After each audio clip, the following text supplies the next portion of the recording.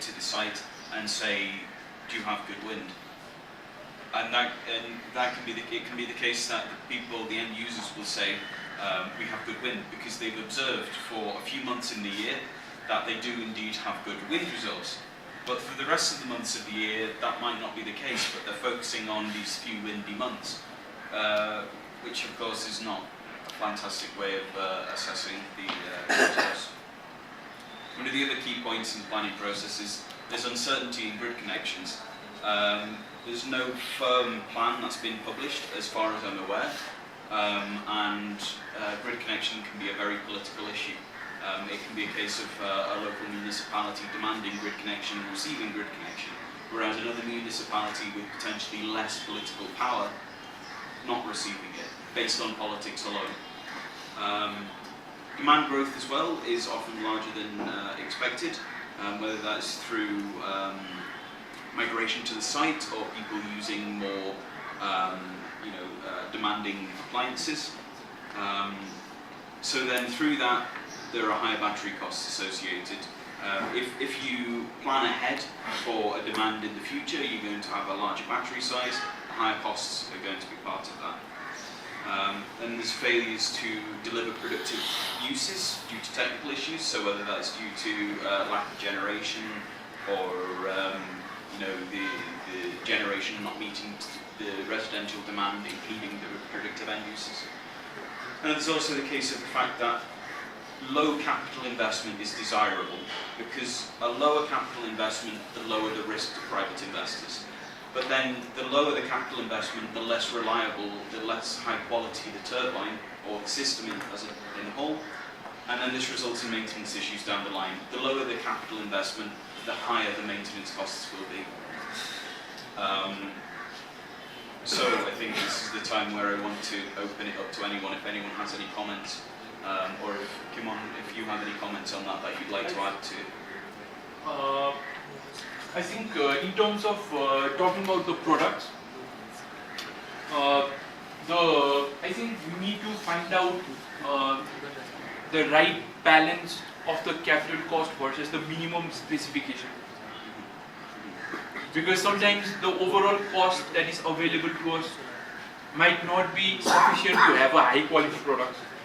But then not having the high quality products is causing the sustainability issues, which fails over a period of like 3 or 4 period of time. So in that case, what is the right fix to the situation is the question. Can anybody contribute to this question? I think that's a very hard question to answer, really. For example, I think a few of the, I think for particularly I can talk about the charge controllers. Maybe there's scope of more improvement on the charge controller side. On whatever I've seen until now where the charge controllers has been installed, because it's the step dump load system, and I think now the technology has pretty much improved over the years, where more better charge controllers can be available. To minimize these cases, because as we've seen that charge controller is one of the components that is causing issues with the external issues, external condition that is causing issues with the wind turbines.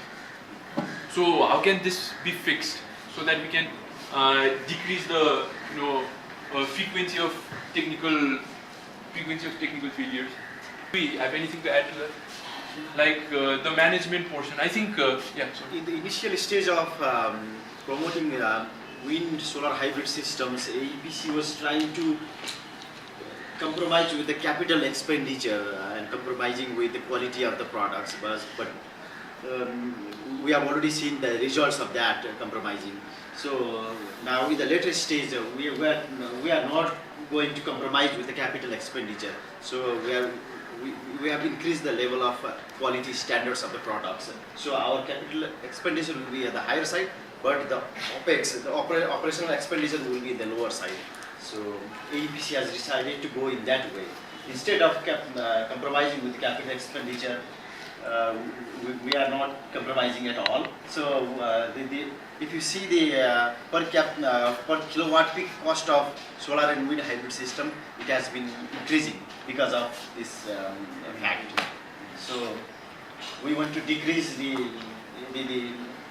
downtime period, the shutdown period of the systems. All the system components where this wind turbine site was installed was, I wouldn't suppose that the quality of these components was weak.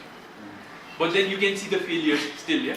So no matter how much quality of the components is, promised through these high quality components, I think there will still need to be more consideration that has to be need for the first year operation, which will again need a significant amount of, I think, budget to secure its sustainability over the period of design lifetime.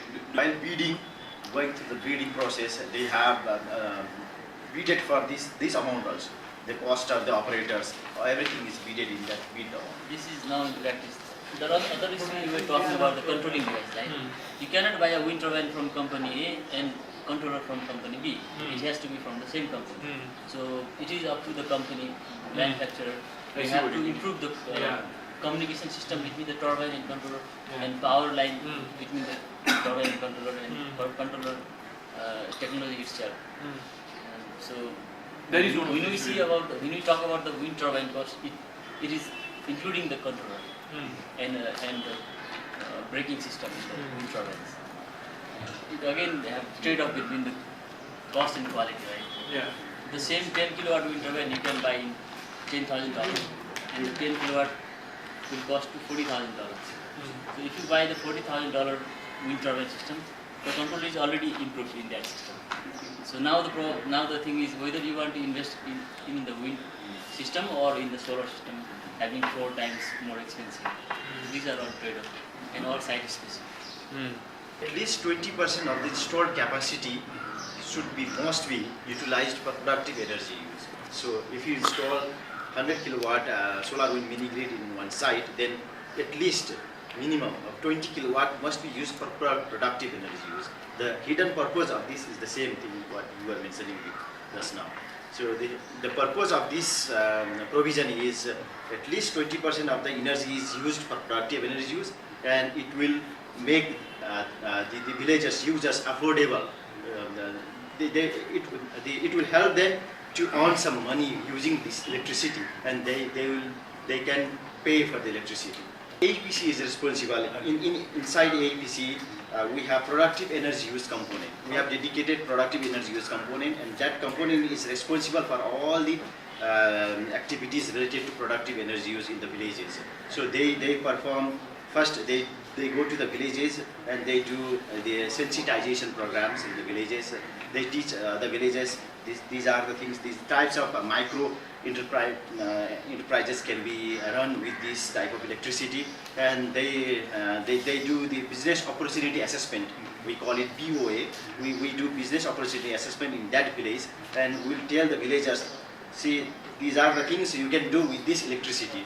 So we motivate them to come up with the ideas. But what is the actual trend in the field when you go and install?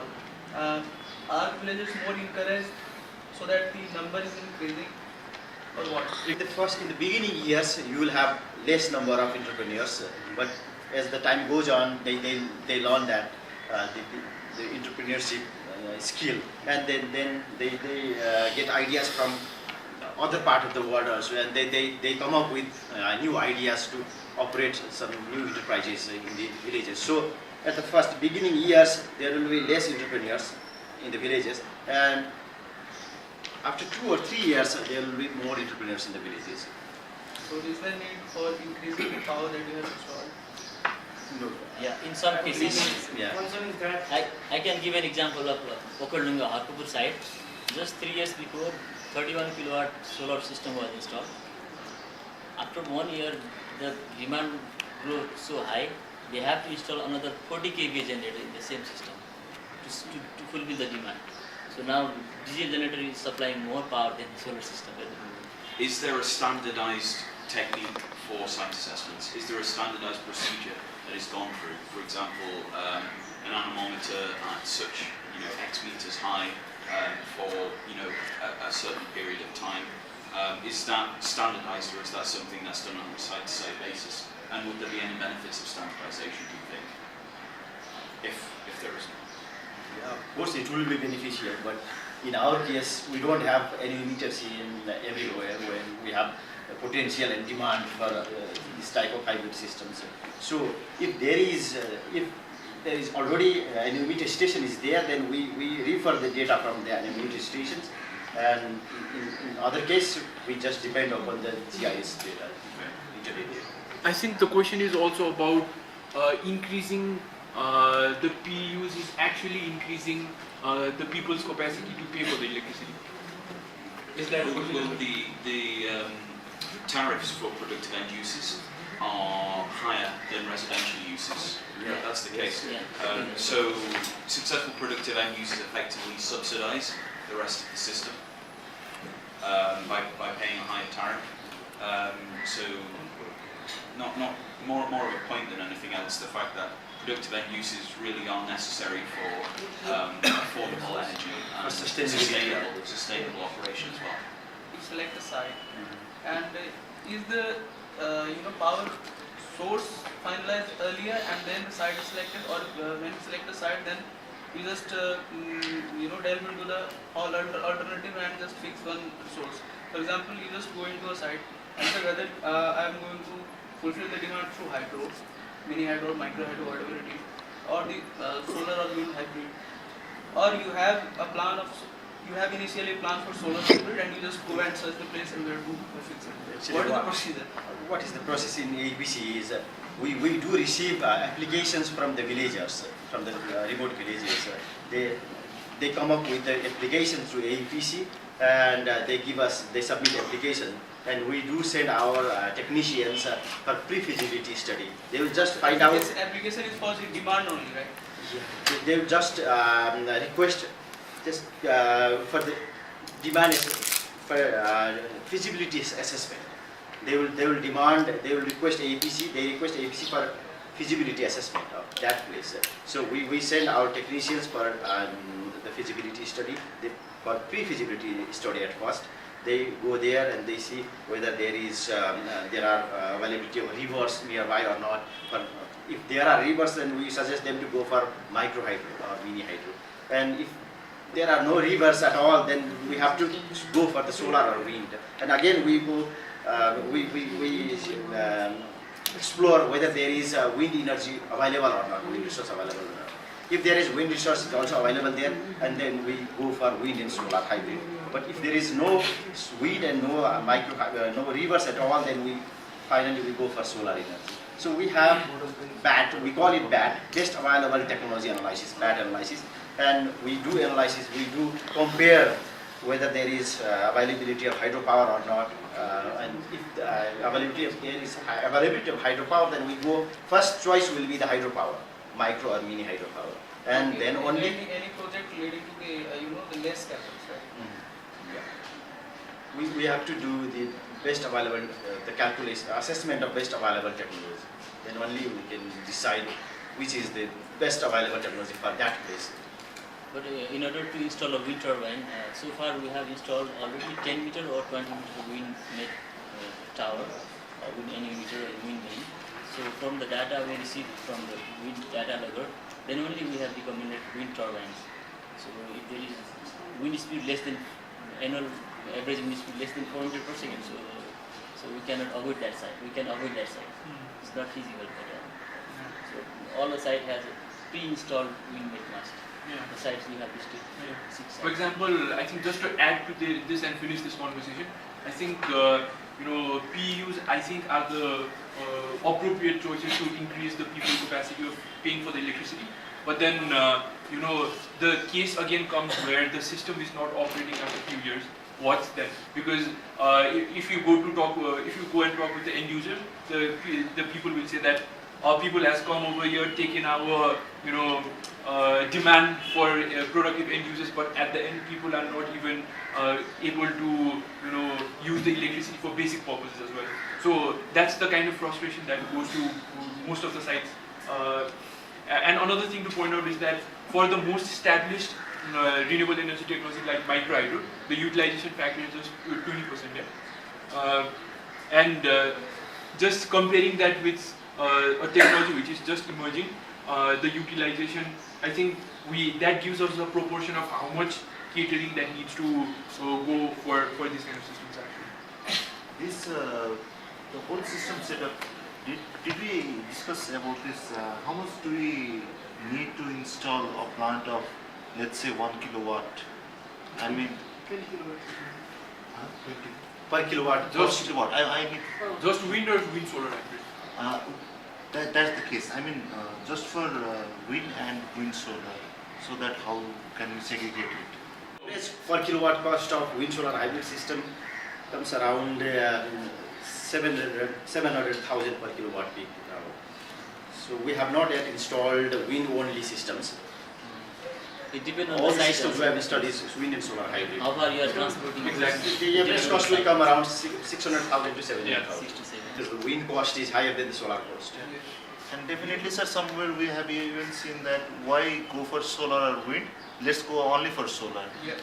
That's the case. So there are many solar mini grids than solar wind mini grids. Solar wind are just a little bit fashionable, like flowers. But there are some locations where the cost optimal system is the solar wind mini grid, Yeah. and the cost of energy is cheaper than it would be for a solar mini grid. You know, so there are certain locations where the inclusion of a wind turbine will reduce the cost of energy.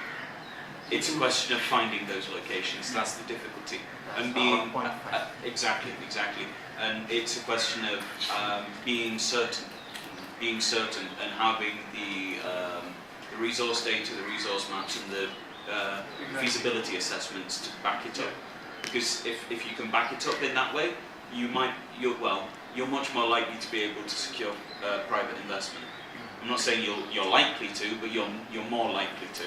You know, if you have no reliable feasibility studies, then the private sector won't touch you. You know, they're not interested. In few places, solar and wind are complementing each other. Mhm. If you take the case of Borleni, the solar and wind are complementing each other because in the daytime you will have solar and the evening and the night time you will have wind. So they are complementing each In other. that way, you can the cost sometimes decreases if the complementarity Because aspects are met. Battery size needs to be the battery Yeah, they need size to can be be better. smaller, and so There will be reduced cost. But then again, there is a more concern where if you look at the higher regions of the country where there is more complementarity, then you will have to then find out whether there is a demand or not in terms of resources. If there is no demand and only resources, then there is no problem. Alright, so let's... Right, moving on to the operational models. I'm not going to read out all the points, I'll just pick out a few. But one of the key points is the fact that if the revenue collection is low, for whatever reason, then the maintenance will be low because the consumers can't pay for the maintenance service. If the maintenance service isn't occurring, then the productive end uses will fail. And if the productive end uses fail, then there'll be no revenue generation. So it's this kind of vicious cycle. As soon as one thing fails, everything else will follow, and it'll only get worse and worse until there's some kind of external intervention. So the best way of avoiding that is to make sure that the productive end use is reliable, is producing enough revenue, and to conduct regular preventative maintenance.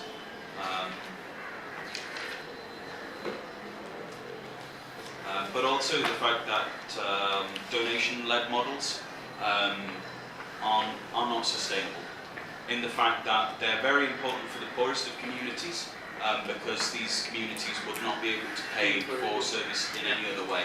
They need they need a donor-led model. But given that the institutions providing these these donor installations, they have limited resources, and so it's a case of they can't electrify everyone with a donation-led model.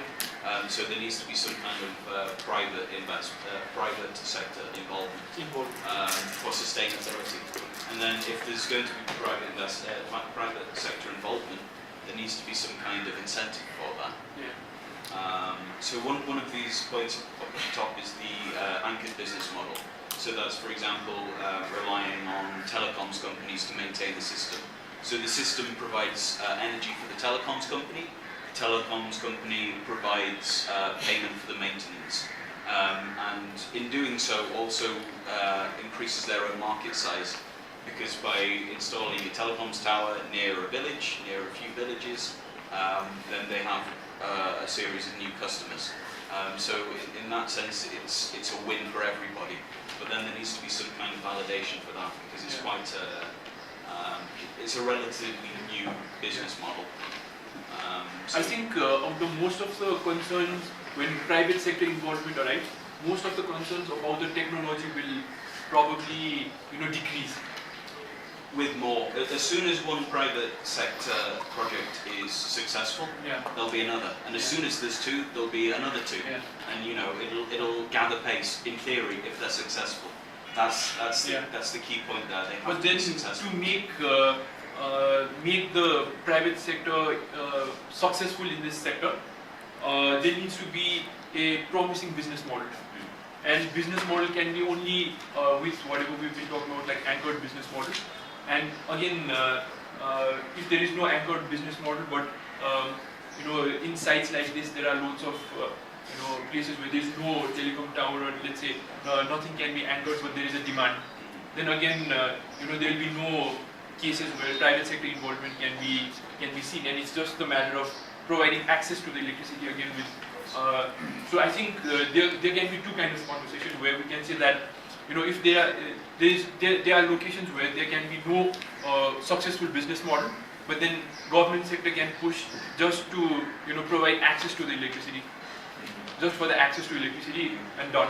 But then there can be other locations where we can say that business model are viable in these cases, but then there needs to be an environment where a lot of financing mechanisms, where the loan provider is more secured over the kind of loans that they are providing to some And You have been suggesting for the business model, right? Have you done calculation what amount of subsidy at upfront will require to be viable or attractive for the private sector? What is the financial mix of subsidy, loan or equity that will help us to so I think further that I evaluate? can maybe go to the next slide Yeah. actually, because that's kind of going into more detail there. So it's a question of whether or not the private company is providing any equity, whether it's responsible for the maintenance, it's whether it's responsible for a service period, collecting the tariffs and so on and so on. All of that needs to be defined and tested. For example, I think there is the variable cost in the equation that we talked about in one of our slides, where there is O&M maintenance cost. And I think to put a precise value to O&M cost over the period of 20 years, we need to find exactly the failure rates of each of these components and the reliability of these components, so that we can say that the replacement of these components has to be taken in this years and this year. If we have more reliable data on that kind of source, I think we'll generate more idea about the cost of energy and how much subsidy and service period can be given over that period of lifetime. But then the question, to answer your question, we have not done any kind of Because that O&M part is headache of the ESCO or the private company, that is not the headache of community or the Exactly. government. So they have to take all the responsibility, but they have to fix a good tariff, attractive tariff rate. And for the solar case, it is very difficult to collect revenue in 1 year, 2 years. They have to wait for 10 years if they invest higher amount of equity. So, there's some One solution to that, of course, is prepaid meters. Then there's automatic tariff collection. But then it comes a question of whether the users can afford that. Yeah. And the capacity utilization factor being very low. sorry, Capacity factor is very common. it is being used. Capacity factor. Subsidy number can and No. the capacity factor is only around 15%, 15-16%. So how can an investor invest 100%? Exactly, that's the question. There must be some subsidy, but how much is that figure? How much are the customers paying right now? It depends on different kinds of consumers. For example, people who are just using electricity for basic use, will have minimum charge of 100 rupees, and then for a bit more electricity users, well, there are meter system for in the most of the there are sites. energy There are meters. energy meters, And but for- they have For domestic users, it is the bill. The minimum charge is 15 rupees per unit, and after the minimum charge, 10 units is the minimum Ceiling. ceiling. For them, after 10 units, Yeah. they will They'll have to be be- charged 20 rupees per unit. And for productive energy use, it is the minimum charge is 20 rupees per kilowatt hour, and after the minimum charge, they should pay 25 rupees per kilowatt hour. That is the case in one side, but it depends. Just Yeah. like Emoji mentioned, it depends on side by side. So in different sites there are different cost of energy. In some cases for like Morleni there is fixed charge, but then in other cases there are minimum charge and then charge per unit for different types of products. We do financial assessment, and we find out the tariff rate. What should be the tariff? What are these tariff based on? Like you want to get the returns of the capital as well, or Return on equity only, the 10% equity. In this case, the equity is 10% and the operation and maintenance cost. Return on equity and O&M cost. I think which does comply with our equation, Solar mini grid or something else. which is return on equity, what Santosh sir said, return on equity plus O&M cost, which is I think that equation does validate our point. Still, the payback period is high. You will get 7 to 8 years payback period. If you only consider the equity, 10% equity and the operation and maintenance cost. In case of wind and solar hybrid systems, the payback period, you will get payback period of 7 and 8 years. And if you consider all the 100% investment cost, then the payback period will be more than 20 years. It will not be practical at all. Exactly. This the Overde community were they able to collect that amount of fund, 800,000 rupees, to purchase new inverter, or they were supported They are supported by Asian Development Bank. later Yeah. after 3 years? For the replacement of their inverter, and again they are expecting support for replacing their batteries because they don't have enough money to replace the batteries. In fact, they have already collected 10 lakh rupees, but they try to have some funding from other sides. Yeah, there's not the doors. They don't want to invest So their another issue collected that we are also, working on the solar pumping sector, and then we are developing the community group, and then asking them to open the bank account, and then do that all transactions through bank account. The problem what we are facing is that they cannot open the bank account, saving account, because they are non-profit organizations, so they can open legally the current account. And by putting money in the current account, there is no profit. So it is demotivating them to collect the revenue. Then they say that, no, we will keep with us, and then whenever we need, we will collect individually from household, whenever we need for big repair and maintenance. When there is a big repair and maintenance, they are reluctant to collect. And they knock the door of the politicians. That is why we have shifted from community model to Cooperative. company model, private company model, like cooperative model. We help them to transform from community user committee to company or cooperative. Company again, the audit and other things, legal requirements is not complex. I think the It's a small company, so But they need to do every year audit. Yeah, and the then process is tax simple, and similar tax also one. they need to pay. Yeah. But there is a call account like intermediate. There was, now it is closed. For a non-profit organization, there was call account, so you would keep money for today and then tomorrow you get back with the interest. Now they said no. I just talked to Nobel Bank. They said, They are giving like 2% or something. yeah. We tried to open the call account and they said no, there is no. But there are other banks you can check out. So might be this might help you. But they don't give you the rate as saving account. They don't. Yeah, Yeah, but there is some. they're Yeah. intermediate. We Yeah. have suggested cooperative, electricity cooperative.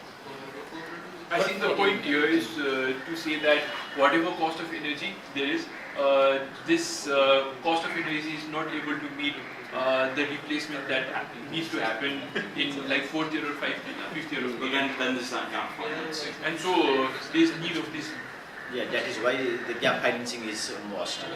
So another issue that we are also, working on the solar pumping sector, and then we are developing the community group, and then asking them to open the bank account, and then do that all transactions through bank account. The problem what we are facing is that they cannot open the bank account, saving account, because they are non-profit organizations, so they can open legally the current account. And by putting money in the current account, there is no profit. So it is demotivating them to collect the revenue. Then they say that, no, we will keep with us, and then whenever we need, we will collect individually from household, whenever we need for big repair and maintenance. When there is a big repair and maintenance, they are reluctant to collect. They knock the door of the politicians.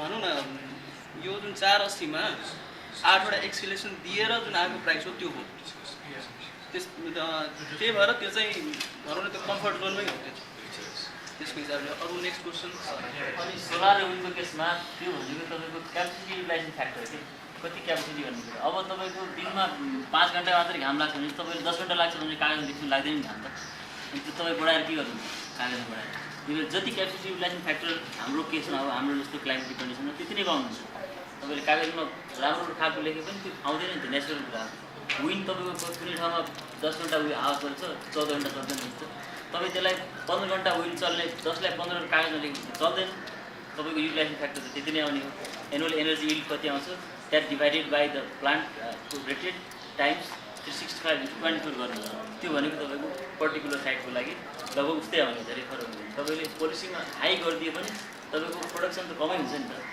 कागजमा गरेर त काम छैन त्यही भएर त्यो guide गर्ने भनेको क्लाइमेटिक कन्डिसनले हो इन्टरमिडिएट भएको हुनाले विन्ड र सोलरले त्यही भएर Q40 Q80 को डिजाइन भन्दा अलिकति फरक भयो त R&D कुरा अलिकति Unfortunately, government of Nepal has allocated very less amount of negligible amount of money for research and development for wind and solar. This new technologies. This is very unfortunate. I think we should move on to the next topic. There might be like slightly increase in the R&D amount, or it's like constant. So what's the? Actually, there is no money at all in APC under R&D heading. So we just manage money, pull out money from other headings, and just support the students from Capital University and Tribhuvan University. But actually, there is no money at all from government side to support R&D activities. And I think just to add to that, research project like this to identify the amount of subsidy and service period and the kind of failures that happens in the period of 10 years to identify more about the O&M cost over the period of 10 years or tracking the annual energy yield. This all information will ultimately serve the common purpose, which is the cost of energy and the amount of subsidy, the service period, everything, which again boils down to the same point. So I think there must be a little bit more push on the government sector to have these headings for R&D components as well. Yeah, I think both APC will Hopefully after this day we can expect something from some of the same things. Okay, so quickly moving on to the next topic, because I don't want us to run out of time. So there's a question of certification. Is certification lacking? We kind of touched on it while talking about the CE certification. But then there's the case of if you have a rigorously certified product, it costs a lot. And then you go back, then there's the question comes back to looking at the trade-off between capital expenditure and operational expenditure. So it's intuitively obvious that if you have high capital expenditure, less will need to be spent on operational expenditure. But if you have a low capital expenditure, more will have to be carried out on maintenance and such. So this graph down in the corner here is something I've kind of made up, but imagining that this curve is real, there is clearly an optimal point where you're spending less money. There is a trade-off where it's beneficial to spend slightly more in the capital expenditure in order to spend a lot less in the operational expenditure, or vice versa. So there's that trade-off has to be considered, I think. So that can come into play through certification, it can come into play through installation standards. Standards and guidelines for the entire installation rather than just the generator. So for example, standards that apply to powerhouse, the transmission, I mean, the transmission and distribution is already done to NEA standards, for example. And then standards for the wind turbine individual components as well. I think this all comes to the same point where we have to push a little bit more hard on the R&D aspect of the project to identify what are the minimum standards based on this corresponding cost also, so that the AEPC itself, the developing partner itself, would be more confident on pushing. Okay, this is the thing that we need. You meet this requirement, instead of giving the flexibility to the installer, saying them that bring us this without any design specification. Maybe we should be strong in our feet, saying that this is the design that we need, which will assure the reliability for the period of 20 years. But again, you need the R&D to be sure of that. Exactly. You need the research and development to be sure of the. Exactly. In any case, it all comes to the same point where we need more R&D work to identify all the crucial things. I think it again comes down to a point where after we finish this project, because it's the same case for us, working with funding support is something very tough, because we have found so much of results from this case, and to reach to the next stage, we would again have to apply for next funding. And then sometimes we are successful on getting funding, but most of the time we are not. And then in these kind of cases, government has to be more supportive on pushing on these kind of R&D work more and more, so that we have more confidence on the It doesn't even necessarily have to be financial support. Institutional support, that kind of encouragement can be effective as well. But obviously, financial support is better. We'd like that too. The first point is very important, but we haven't done for hydro and other equipments also. Does it mean the certification body in Nepal, or do you want to just validate the certificate issued by the international laboratory or some agency? Actually, one of the things is that having a testing center is not a very hard deal, I think, because if we say that we are testing a wind turbine system from 1 kilowatt to 15 kilowatts, just making the infrastructure and some performance testing modules will probably be enough to verify the power curve only. For more, material kind of testing, that is stress testing or stuff like this, I think that will not be possible, which will require more budget. But just to verify the power curve, it will not require much.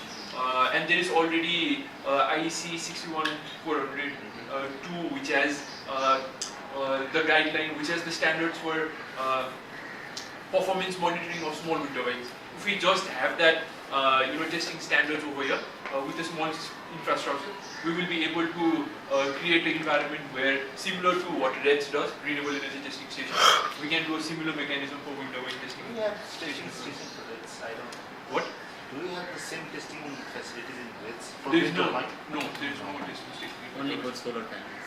Yes. They have facility for solar and Solar biomass. and battery, LED lights. Batteries, LEDs, Yeah, those kind of stuff. charge control. No, how much the problem with the testing is like how much the lag time of testing? That is right. You will need very specific area where there is good wind speed to cover. Usually the case is to generate the complete power curve. In a good wind speed place, 1 month is enough. So just in the period of 1 month, with a good wind speed, you can generate a complete power curve. But then also thinking about this testing centre, if it's going to be in a location with good wind speed, it's also going to be nearby to sites that are potential for implementation. And so having the testing centre is in and of itself a piece of the infrastructure that would help, distribute these implementation. So it might not just be a testing centre, it might be a maintenance hub, which Yeah. So APC could add that as well. having those two things in one place would be absolutely fantastic, because then you've got the concentration of the technical and human capacity Yeah. also in the That's same right. place Yeah. as the potential and the demand. Yeah. And I think that's a win-win, really. That is a really nice point. Company will install that. Actually, in our initial proposal of this project, we applied for building a wind turbine testing center.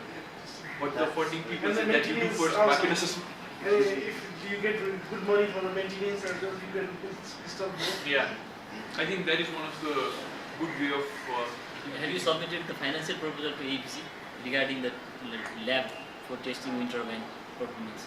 We've not submitted the proposal. Actually, we had asked for the letter of compliance from APC, which APC had told us to support for supporting this project.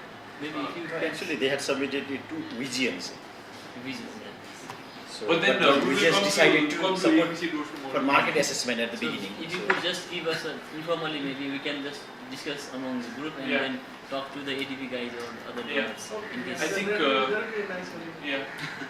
Thank you. I think we That will. would be a very nice We will conclusion to the definitely project. work on this. Yep. Actually, we had an international partner which is called Nordic Faulty Center in Denmark. And Denmark is one of the country which is large on creating testing standards for small wind turbine systems. So we had the technical expertise and international partner for Denmark to implement that project. But then we will definitely give this proposal to you to take the further step. Okay. Kimonji, just give us the brief proposal for testing and maintenance workshop. Yeah. Yeah.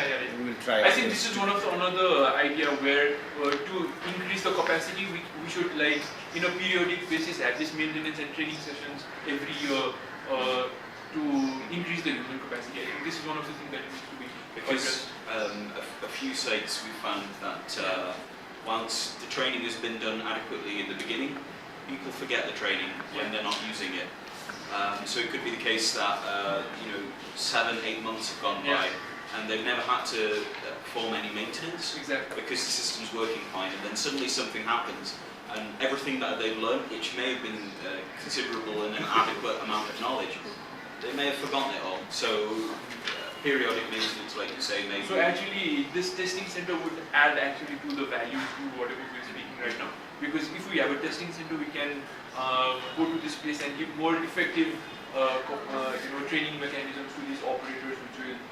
The way I see the small wind sector in Nepal at the moment is a little bit of a chicken and egg situation, because the supporting services are needed for the wind turbines to be successful, and by that I mean the testing centres, the maintenance centres, etc. But the wind turbines are needed to create the demand for these, so you can't easily have one without the other. Yeah. So it's the difficulty in trying to push us towards that point where we have both. So we're trying to do a little bit of one, a little bit of the other, and get to a point where we get past this kind of pain threshold, to a point where we've got the chicken and the egg both at the same time. Okay. I think this is the final key point, and we've already discussed a fair bit of this. The uncertainty with grid extension, I think we're quite clear on the need for some policy support for that. So, is there any testing center for the countries? He's asking if there is any testing center. In Nepal. Yeah, are you asking in Nepal? No. Outside. Oh, yeah. For example, I mean, there is testing center in India, I think. There's testing center in China as well. So there would be testing center. But then it's the matter of how many manufacturers have this testing certificate. And most of the time, you have testing certificate, but then that would be created as well. So it's the matter of, sometimes a lot of those things comes into it. So actually, I was connecting to that repair maintenance that occur for 1 or 2, 3 years or up to 3 years. So once we have testing center, we can the test on we have the site condition before installation, so we can test the performance of the turbine on that condition. So that maintenance period and the problem like water, charge controller, this can be minimized.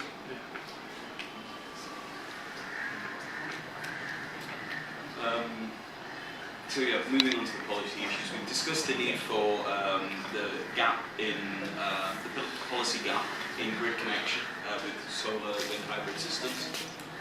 But also then there's the fact that local municipalities are now responsible for energy planning. So I know the APC does a lot of advocacy with these local municipalities and the governments. But then there's still the question of whether these local governments have the information and technical capacity to make fully informed decisions based on the resources that they have. Because there seems to be, again, there's this perception of hydro and grid connection to be, well, micro hydro and grid connection to be the aspirational technologies. They're the technologies that you want to give you reliable energy supply. And this may be true, but it also might not be true. They might have fantastic wind resource, they might have fantastic solar resource. And it's a question of whether the local municipalities have the capacity to understand that or to know that, or whether they know where they can get this information from. I don't know whether that's the case or whether it's not the case. If it's not the case, then there needs to be some kind of advocacy work going on. There needs to be engagement with the local governments. I think the body which is more engaged on these activities, APC and But DIA. DOED also. So DOED might be more responsible for the system? Local Like, how do people know that there is already resource available, like wind resource or solar resource over there? Sorry, I missed the debate. What was it about? No, actually, DOED is responsible for licensing things. Oh. So, by government side, APC is responsible for all this type of resource assessment. That is why we are putting wind mass station in different locations. We are doing solar and wind resource assessment with the support from World Bank.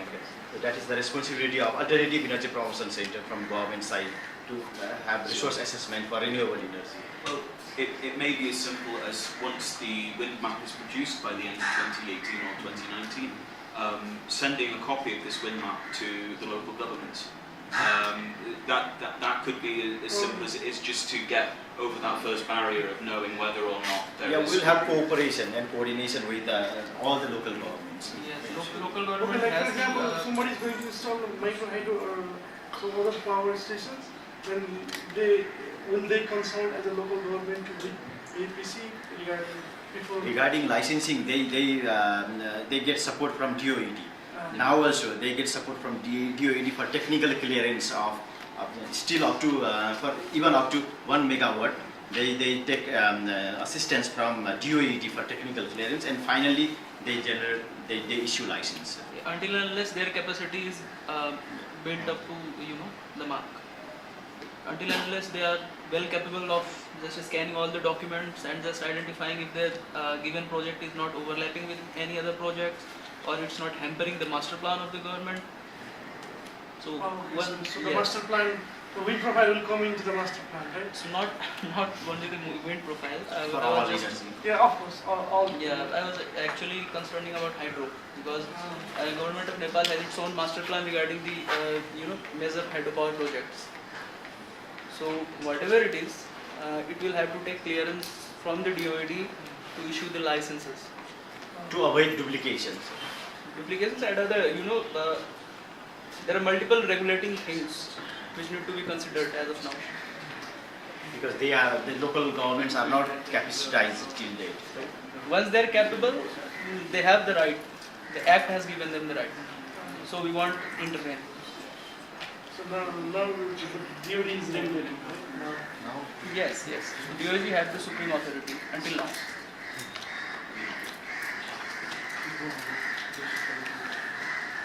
Well, the final key issue I'd like to discuss is the fact that there is a need to increase responsiveness during and after the service period. During the service period particularly, the APC, for example, has a lot of power over the installer to make sure that they carry out this service regularly and reliably. Now, as we saw before, some of the downtimes that can be expected range up to 6 months, and the installation may be in a remote area, but it doesn't take 6 months to travel there. It may take a few weeks to source the required component. It may also take a few weeks to diagnose the problem and get around to the site visit. But any downtime longer than a month, and then the end users are going back to using kerosene for lighting. They're going back to the traditional forms of energy use. So this is kind of regressive. It's causing them to regress back to the point where, you know, it's as if the mini grid never came, and it's hard to get them back out of that system again. It's even mad because they have already tested many grid. Exactly. And so that reduces their trust, reduces their willingness to pay. So there needs to be some kind of mechanism whereby short downtime is ensured. I don't know how that could be performed. Maybe that could be, because I know, for example, the service period installments, the payments to the installer are made at the end of each year. That's correct, is it? Yeah. So just a suggestion from me, it might not be feasible, but it might be a case of ensuring rapid responses. Could be a case of making performance times related to how much money is paid at the end of that year. That obviously would have to be part of the contract, but say for example, if you have downtime of more than 2 months, twice within a year, then the payment at the end of the year is reduced. That might be the case. I don't know, again 2 months, just an example. But that kind of performance related pay might be the incentive that these companies need to ensure fast and effective responses. Who does the maintenance of this? The supplier. Supplier. So I think the private companies, some of the private companies can play on this sector maintenance. Because we do operation and maintenance contract for 3 years at the beginning itself while contracting with the contractor. So what happens after 3 years? So we have provision that the user committee, they will do operation and maintenance contract with the supplier, or they can select another private company for operation and maintenance after 3 years maintenance period. But at least they will have a private company to maintain their system. That is the provision, new provision in AEPC. So after For 3 years, the contractor themselves are responsible for operation and maintenance, and after 3 years, the user committee will they will have a contract agreement with a private company. That private company can be the supplier itself or can be another one, but they will have a contract agreement for operation and maintenance even after 3 years. To avoid this type of downtime period. What is the incentive of like quick maintenance? Well, Now, no, but that is what you were suggesting. There needs to be some kind of carrot and stick. There needs to be an incentive and a disincentive. If you are slow in your repairs, you don't get the full amount that's promised to you. If you are, if you are rapid in your responses, then there needs to be the maintenance payments need to be attractive. Because if the maintenance payments aren't attractive, they don't care about not getting them. They don't care about not getting them. There needs to be that balance. So there are a bunch of other points, but I think we will. I'll leave them there for a second so you can see what they are. But I don't think we should go into great detail, given that we're already maybe 40 minutes over time, and I don't want to keep everyone for too long. So now you've had a chance to look at those, I think we'll get to the closing remarks. Yeah. So, are we going to share this responsibility? Yeah. Can you please start? And Santoshi, can you also put some closing remarks to our... Before closing, can we have few suggestions from the participants? Yeah, absolutely. Yeah. Any further suggestions for next steps and how the sector can proceed? This is the point to make any recommendations. I think study, I think not with the limited number of sites. So I would suggest to conduct more number of sites so that outcomes can be seen. So sample size. Sites, number of sites. Yeah. I think it again comes down to a case where if APC and some local bodies support us in finding more, data on this thing, that will be really useful actually. Because our funding for the current project is exhausted now, And so and we would be looking for. In case of solar wind hybrid, I think we have covered 100% of the population size, the sample size, because almost all sites we have already visited. So they are all piloting. In fact, we are in the very beginning stage of wind power development. So you have covered all the major sites. Yeah. There are only few projects in So how would you suggest training the locals in remote cases, giving them technical training for the maintenance of the microgrid? how we are doing. Yeah, how exactly? Should we consider like schools as an infrastructure to make a camp, like information camp or something like that? To like how we Actually, we do the technical trainings in some areas. Just for Western area, we choose Nepalganj or Bhutwal, something like that, urban places. We call the participants from different geographical locations to that stations to make it comfortable by logistic aspect. So we do different trainings in different geographical locations. For Eastern region in Viratnagar, something like Ithari or in Haran itself, or Kathmandu for Central region, and for Western region in Western part of Nepal. So we do in that way. But for specific projects, we do the training in the specific site itself. the company is obliged to train the locals? The private company, who is the supplier, who is the installer of the system, is responsible to do the training at site itself. In the contract agreement itself, there are clauses that companies should do some kind of hands-on training to the operator or the local people. That is also part of the agreement. So before handing over to the community. So there are two types of trainings. One is conducted by AEPC. AEPC does the training in one central location, and the company does the training in site-specific way in the project site itself. So, my suggestions would be regarding the planning process, because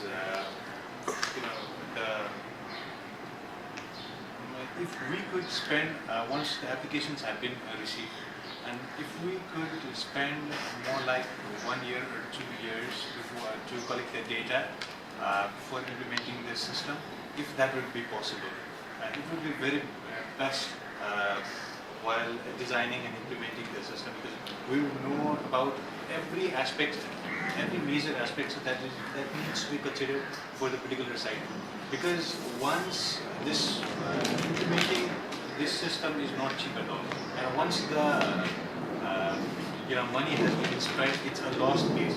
And if we could just sit back and gather a lot of data for implementing those there, we know, we will get pressure from various stakeholders, but it would be a bit more learning experience for considering it's a pilot. We've been piloting the project. It would be the best way to do it that way, but because people want electricity as fast as possible. So Yeah, that's why I'm telling you, if that would be possible, because at the end of the day, they don't have patience. The villagers don't have patience to have electricity. Ultimately, we can understand their problem also. That they want electricity. But then the question is, giving electricity faster, or having if you do that, then compromise the. It's a trade-off. Yeah, compromise the longer period time. because the condition of Nepal is different than implementing Yeah. systems, on the rest of the world using these softwares. Because Exactly. Where these softwares come from is, there's a steady wind throughout Yeah. the year. They have a certain pattern. They have Yeah. a well drawn out map. So it'd be easy for them. But we are at a very early stage. So if we don't even do that, we'll get nowhere, I guess. That is right. But in most of our sites, there is already wind data. So after the data is in our hand, then we are issuing the bidding documents in most of the cases in the last 2-3 years. So that would be the ideal case, but sometimes we get pressure from the villagers to do it fast as possible. Right, sir, I have a solution. See, for a solar company like us, how the sales is taking place is we have R&D and we innovate the products and we test the products, and after testing the product again we carry out the certification here. Then the sales takes place and we implement the products solution in the field. But here we are only talking about the failure, if I am not mistaken. So what I am suggesting to ABC is, before awarding this sort of tender to a local company, ABC has to carry out the screening the local company very seriously. Otherwise it will backfire. See, the customers are not happy. It will backfire. But being a government organization, APC has to follow the public procurement rules and regulations. The public procurement rules and regulation says that we have to follow the tendering process. Correct. The government has already established the same process we are following. In that process, there is no pre-qualification, provision of pre-qualification. So we need to float the tender notice, and everybody fulfilling the criteria is eligible for bidding the tender. That is the problem for us. That is the limitation of the PPA area. And that is also we choose the lowest bidder. I just want to add on something, sir. This is very valid point you raised. But at the moment, we are improving quality standard of the equipment also. In case of, let's say, wind turbine, we are asking for the certification that are available around, like Japanese, American, British, and IEC. So those certificates, because we don't have testing facility, we have to rely on other international quality certificates. Similarly, we are also upgrading the inverter, because inverter is the failure of most of the system that you saw, right? Yeah. So we are not accepting so-called poor quality inverter, because we have some IEC standard that is always set in all kinds of tender, either it is government or ADU supported program. They are now aligned. So we hope in future, and at present, the previous quality inverter and wind turbine cannot come into the bidding because of the specifications that are set. I think the screening that you were saying about is, I think, in a way related to uplifting the quality of technical specification in some way, because the government procedure will continue as it is continuing right now. That's the only way to uplift the situation probably is like increasing the quality by these minimum technical specifications. In regard to the company, qualification of company, you see there are very few, you can count wind company in hand, 4 or 5 companies are involved. But even those companies do not see a good business in wind, they are going to the solar, because solar is kind of stable. We have some kind of resource or solar resource around the country. For case of wind, it is very site specific. Even for those, if the company only rely on wind project, it is very difficult to sustain, because there are very few wind projects and very few limited sites. At present, World Bank is installing some sustain before 10 number of windmill parks, and ADB is also installing windmill parks. When we have all the data throughout the country, then we can see these are the spots where we can invest for the wind energy. So now the investment may come from government, or it may come from the development partner. So then there might be some business opportunity for the wind companies. So at the moment we are just piloting hybrid systems. That is the situation. And I think that is why one of the reasons why it's more important to have this successful pilot project is that so that the interest in the future private sector should not diminish, because of the situation as we are going right now. This trend will probably be decreasing the interest over the period of long term probably. So making that balance is the right way to go ahead. All right. Okay. So just to wrap up, first of all, I'd like to thank everyone for participating. It's been an incredible. Yeah, the feedback comes next time. I just want to thank everyone first. So again, thank you all for coming. It's been an incredibly productive discussion, and I hope you felt the same. I hope everything was interesting, or at least not too boring. So again, thanks to APC for supporting us throughout this project. And thanks to Visions, our partners, for funding us and letting this project go forward. To add to that, I think more of these kind of knowledge exchange workshops should be, should be happening, because most of the time we have to rely on outside funding to have these kind of exchanges. Because I think, from my opinion, the kind of exchange that we did today was very effective one. If we have this kind of exchange time and again, that will be very. Everybody in the sector has a huge amount of knowledge, and bringing these people together, new ideas can be made. And when the new ideas are made, that's when progress is made. You sound like a politician. But no, I really do mean that. Not the politician thing, the thing before. When people like us get together, we can make changes now. Okay. So now, thank you again. Please fill out your feedback forms. Thank you very much.